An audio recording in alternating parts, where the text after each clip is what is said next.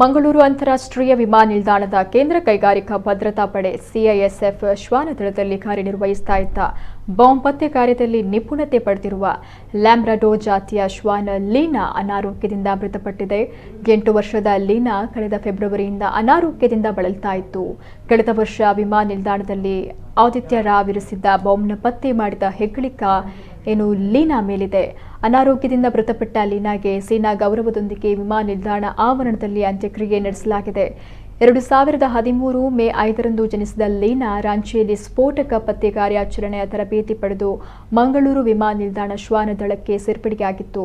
ಮಂಗಳೂರು ವಿಮಾನ ನಿಲ್ದಾಣದಲ್ಲಿರುವ ಶ್ವಾನದಳ ವಿಭಾಗದ 4 ಶ್ವಾನಗಳಲ್ಲಿ ಲೀನಾ ಅತ್ಯಂತ ಚುರುಕಿನಿಂದ ಕೂಡಿತ್ತು.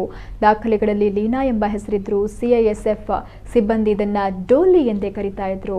ಅನಾರೋಗ್ಯದ ಹಿನ್ನೆಲೆ ಬೇರೊಂದು ಶ್ವಾನದಳ ಸೇರ್ಪಡೆಗಾಗಿ ವಿಭಾಗಕ್ಕೆ ರಾಂಚಿಯಲ್ಲಿ ತರಬೇತಿಯಲ್ಲಿದೆ. 2020 ಜನವರಿ 12ರಂದು ಮಂಗಳೂರು ವಿಮಾನ ನಿಲ್ದಾಣದಲ್ಲಿ ಆರೋಪಿ ಆದಿತ್ಯ ರಾಯ್ ಇರಿಸಿದ್ದ ಬಾಂಬ್ನನ್ನ ಪತ್ತೆ ಮಾಡಿದ್ದು ಇದೇ ಲೀನಾ. ವಿಮಾನ ನಿಲ್ದಾಣದಲ್ಲಿ ಪ್ರತಿ ಗಂಟೆಗೊಮ್ಮೆ ಶ್ವಾನದಳದಿಂದ ಸ್ಫೋಟಕ ಮಾಹಿತಿ ಪತ್ತೆ ತಪಾಸಣೆ ನಡೀತಾ ಇರುತ್ತೆ.